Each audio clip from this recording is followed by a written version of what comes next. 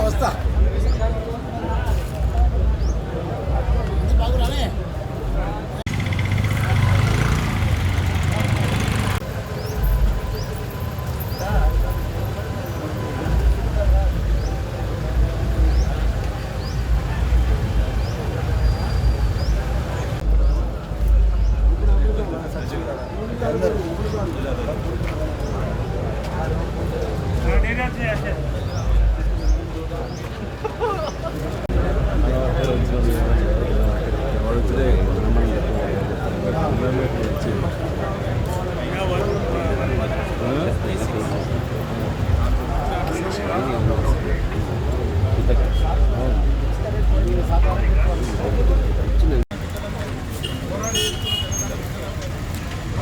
Respect పెట్టి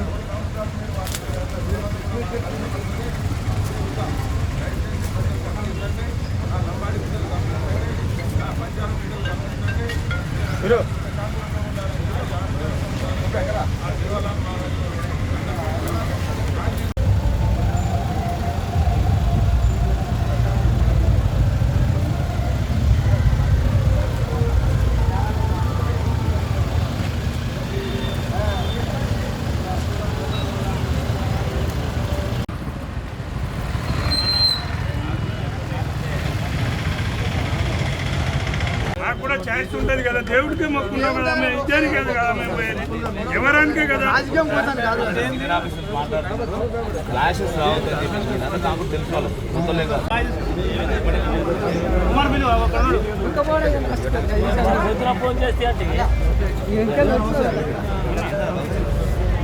జై సేవలాల్. 286వ జయంతి శ్రీ సేవలాల్ మహారాజ్ శాంతియుతంగా టెంపుల్కి మేము వెళ్తుంటే దౌర్జన్యంగా పోలీసు జులుము నడుస్తుంది. ఇక్కడంతా చూస్తున్నారు.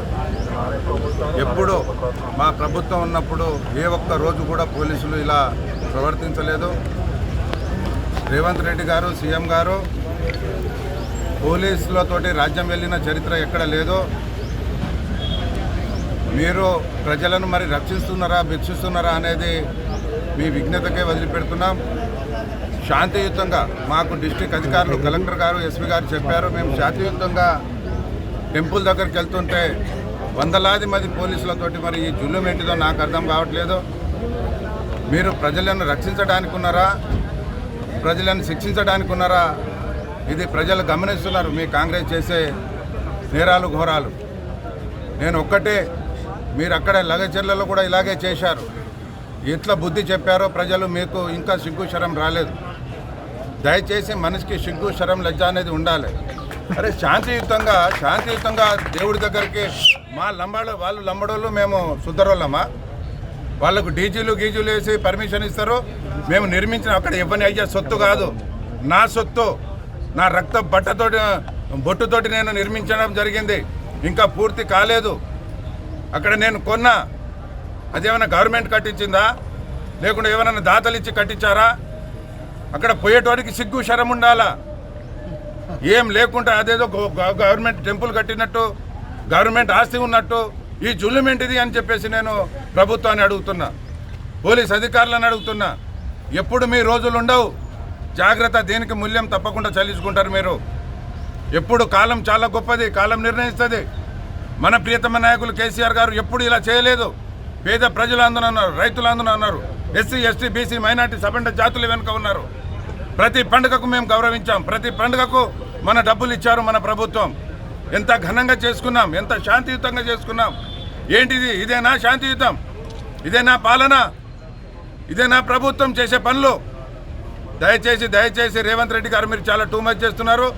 మీరు కాల గర్భంలో కలిసిపోతారు. ఎంత అసలు చరిత్రలో కూడా మేము ఇన్ని తిట్లు వినలేదు. ఒక సీఎంకి ఇంత ప్రజలకి ఇంత తిట్టండగా ఇదా పోలీసులతోటి రాజ్యం వెళ్తావా? తెలియదా? శాంతియుతంగా వెళ్ళాలి, చేసుకోవాలి అని చెప్పి మాకు ఆర్డర్ ఇచ్చారు. వీఆర్ హ్యూమన్ బీయింగ్, మాకు తెలుసు ఎలా వెళ్ళాలి దేవుడి దగ్గర అనేది. ఇప్పుడు తిరుపతి దగ్గర వెళ్తున్నారు, భద్రాచలం వెళ్తున్నారు, యాదగిరిగుట్ట వెళ్తున్నారు.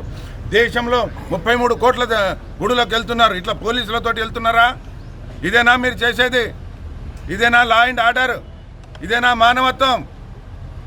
ఇట్లా చేసి ఉంటే, మా ప్రభుత్వం చేసి ఉంటే, మా కేసీఆర్ గారు చేసి ఉంటే మీరు కాలపర్వంలో కలిసిపోయేవాళ్ళు. మేమందరూ కులాలకు అతీతంగా, మతాలకు అతీతంగా, పార్టీలకు అతీతంగా గౌరవించాం, అందరినీ కాపాడుకున్నాం. మీరు ఎన్ని నేరాలు ఘోరాలు చేస్తున్నారు ప్రజలు గమనిస్తున్నారు.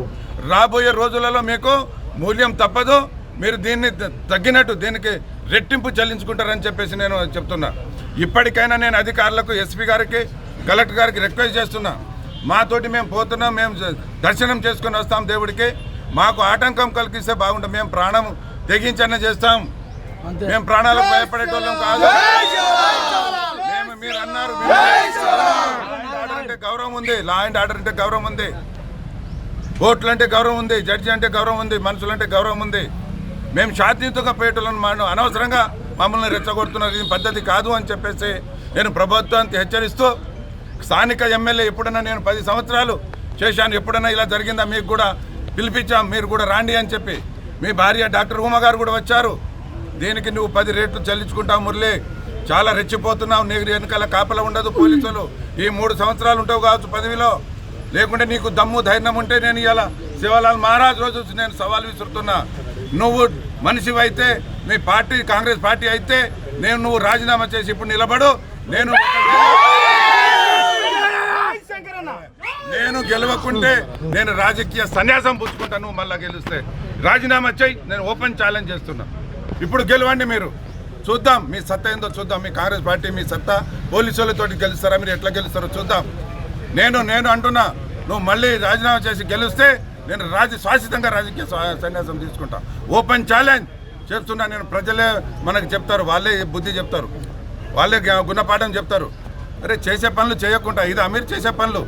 కాబట్టి దయచేసి నేను అధికారులకు చెప్తున్నా, దయచేసి అధికారం, ఈ ప్రభుత్వం శాశ్వతం కాదు, అధికారాలు శాశ్వతం కాదు. ఇవాళ లా అండ్ ఆర్డర్ శాశ్వతం, ఇవాళ ప్రజలు శాశ్వతం. గెలవడం ఓడిపోవడం కాదు, ఇవన్నీ శాశ్వతం కాదు. కానీ గుడిలో కూడా దేవుడి దగ్గర వెళ్ళడానికి శాశ్వతం లేదా? అంత స్వేచ్ఛ లేదా? ఇంకా ఆర్టికల్ గురించి మాట్లాడతావు రేవంత్ రెడ్డి, నువ్వు ఏం ఆర్టికల్? ఇదా నువ్వు చేసే పద్ధతులు? కాబట్టి ఇప్పటికైనా ఎస్పీ గారు, కలెక్టర్ గారు శాంతియుతంగా మేము దర్శనం చేసుకుంటూ ఉంటాను. మమ్మల్ని సహకరించండి, అనవసరంగా రెచ్చగొట్టవద్దని చెప్పేసి.